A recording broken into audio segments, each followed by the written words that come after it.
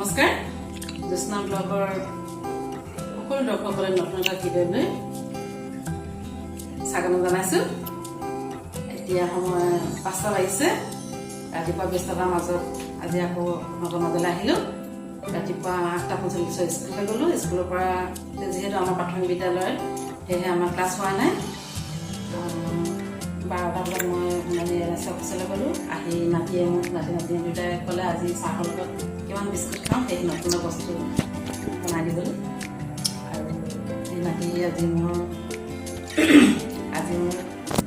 Current master, এই current master মই চিনাকি কৰি দিছোঁ। ইয়াৰ কাৰণে মোৰ সফলো হৈছে। এয়া মোৰ কাৰেণ্ট মাষ্টাৰ।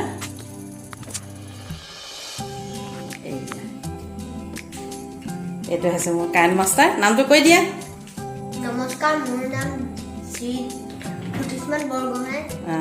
এয়াই মোৰ কাৰেণ্ট মাষ্টাৰ। এইফালে মোৰ নাতিজনী চাই আছে। হাই।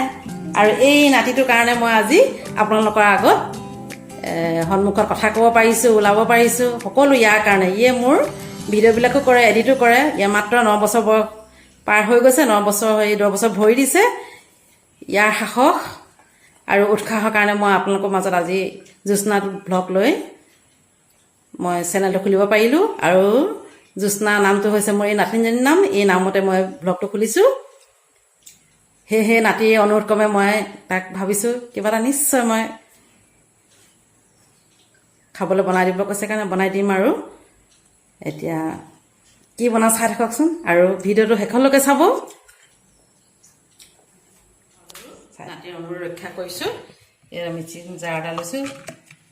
এয়া লৈছোঁ চুজি লৈছোঁ 1 কাপ।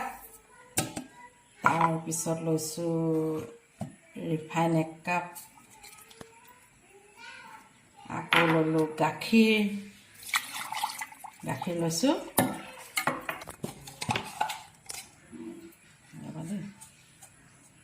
এয়া দিছোঁ বেকিং চ'ডা 1 চামুচ আৰু অলপ দিম।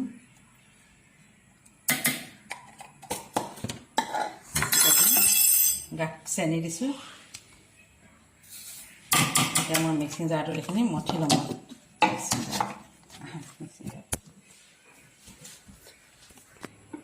মিক্সিং জাৰতে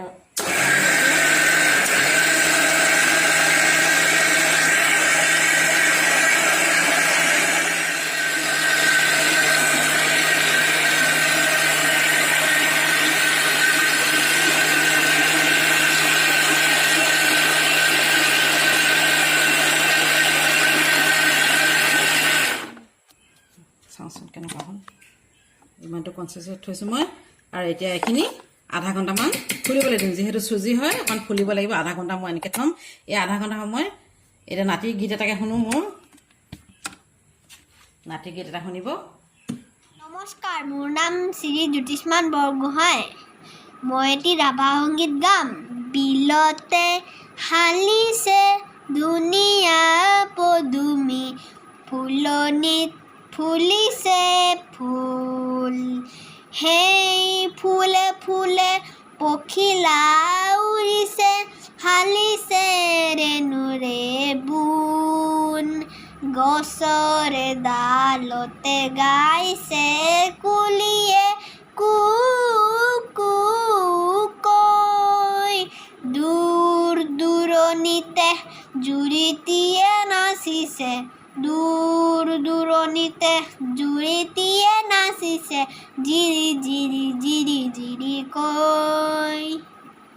নিজান বননিতে কেতেকী চৰাই সুঁৱৰি মাৰিছে ৰৈ। বিলতে হালিছে ধুনীয়া পদুমী, ফুলনিত ফুলিছে ফুল। নমস্কাৰ। ইনৰ পেকেট। এতিয়া ইনৰ পেকেট দি আকৌ এবাৰ মই যিহেতু আধা ঘণ্টা হৈ গ'ল, অকণ ডাঠ হৈ আছে, ইনো অকণ দি ইনো দি আকৌ দুপাকমান ঘূৰাই দিম। আপোনালোকে ইনো খাই নাই বাৰু? ইনো দি পেকেট বনাই খাই চাবচোন। কেক, চুজি কেক আমি বনাইছোঁ আজি, চুজি কেক। এতিয়া আমি দিছোঁ ইনো। আৰু ইনো দিলে বোলে পেটৰ অসুখো নহয়, গেছো নহয়। সেইকাৰণে আমি এইটো ব্যৱহাৰ কৰিছোঁ। খাই চাবচোন আপোনালোকে। আৰু দুপাকমান এইবাৰ ঘূৰাই দিছোঁ।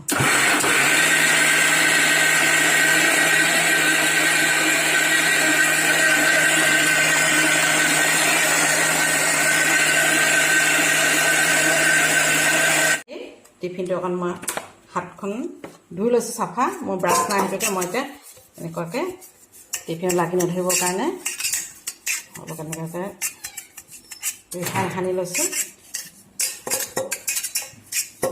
চকলো বাতিটো তেতিয়া লাগি নধৰে। এতিয়া মই এইটো এটা ঢালি দিম।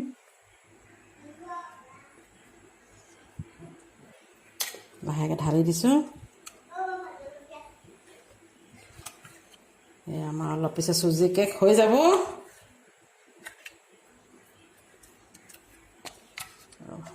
লাগি আছে, চব এৰুৱাই নষ্ট নকৰোঁ, যিহেতু বস্তু বহুত দাম হৈছে সেইকাৰণে চব চুচি বাচি দিম। আৰু হাতখন অকণ ধুই লওঁ, তাৰপাছত এনেকুৱাকৈ টেপটেপাই দিম আৰু বাটাৰ দি দিছোঁ।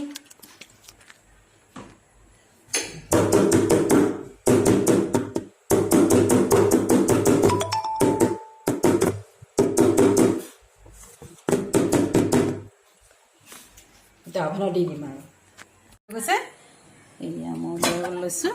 এতিয়া ধুনীয়াকৈ ফুলিলে চোৱা, দেখিলা বইল। এতিয়া অকণমান ঠাণ্ডা হ'বলৈ দিম, তাৰপিছত আমি কাটিম। এই আমাৰ কেক ৰেডি হৈ গ'ল। চাওকচোন কিমান স্পঞ্জি হৈছে, চাওক কিমান ফুলিলে। এই কণী নিদিয়াকৈ চুজি কেক কিমান ধুনীয়া হৈছে, চাওক খাই চাব। আপোনালোকে খাই নাই বাৰু? এতিয়া খাই টেষ্টি কৰি দেখুৱাম। এয়া এক পিচ খাই চাবচোন, ইমান স্পঞ্জি হৈছে, পূৰা কোমল। কাটি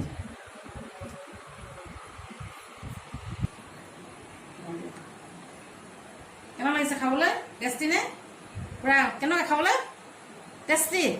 অঁ, আৰু আজি আমাৰ নাতিৰ ৰাভা সংগীত শুনি কেনেকুৱা পালে লাইক কৰিব, যদি ভাল লাগে লাইক কৰিব। আৰু আমাৰ আজি চুজি কেকটো কেনেকুৱা লাগিলে সেইটো কমেণ্ট কৰিব, কমেণ্টত লিখিব। যদি আমাৰ ভিডিঅ'টো ভাল লাগিছে তেনেহ'লে লাইক কমেণ্ট আৰু ছাবস্ক্ৰাইব কৰিব। যিসকলে মোৰ ভিডিঅ'টো চাই আছে কিন্তু এতিয়ালৈকে ছাবস্ক্ৰাইব কৰা নাই তেওঁলোককো মই অনুৰোধ কৰিছোঁ, আৰু নতুনসকলকো কৈছোঁ যিসকলে চাই আছে প্লিজ প্লিজ প্লিজ ছাবস্ক্ৰাইব কৰিব বুলি মই আশা ৰাখিলোঁ। নমস্কাৰ।